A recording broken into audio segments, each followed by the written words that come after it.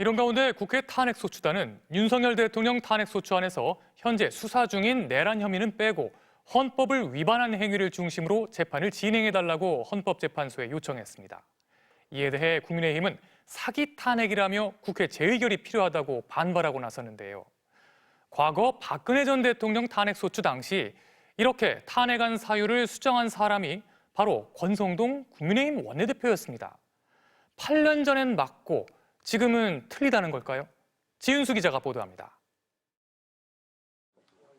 국회 측이 탄핵소추 사유에서 내란죄 혐의를 제외하기로 하자 여당은 사기 탄핵이라고 즉각 반발했습니다.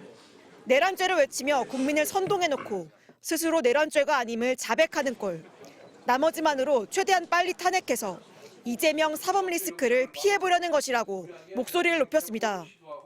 안고 없는 찐빵이 아니라 찐빵 없는 찐빵입니다. 다시 제대로 써서 국회가 재의결해야 합니다. 재석의원 3분의 2 동의를 받는 재표결이 이뤄져야 한다는 입장입니다. 하지만 지난 2017년 권성동 원내대표는 지금과는 정반대의 논리를 폈습니다. 박근혜 전 대통령의 탄핵소추위원장으로서 앞장서서 탄핵안을 수정한 겁니다. 직접 기자회견도 열었습니다.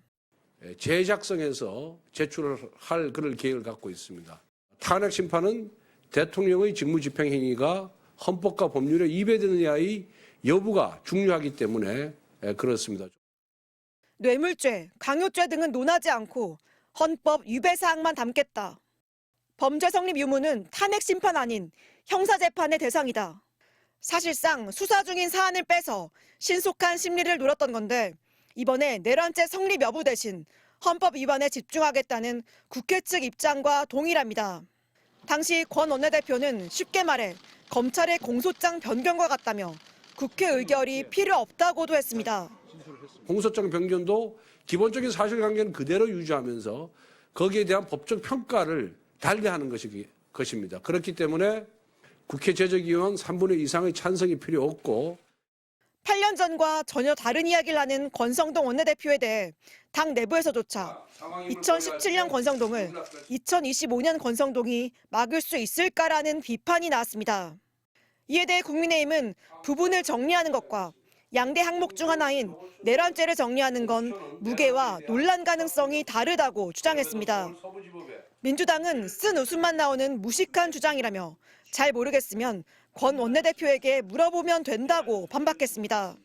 내란 행위 사실관계는 제외한 게 없고 탄핵 심판에 맞게 사유를 재정리한 것뿐이라는 겁니다.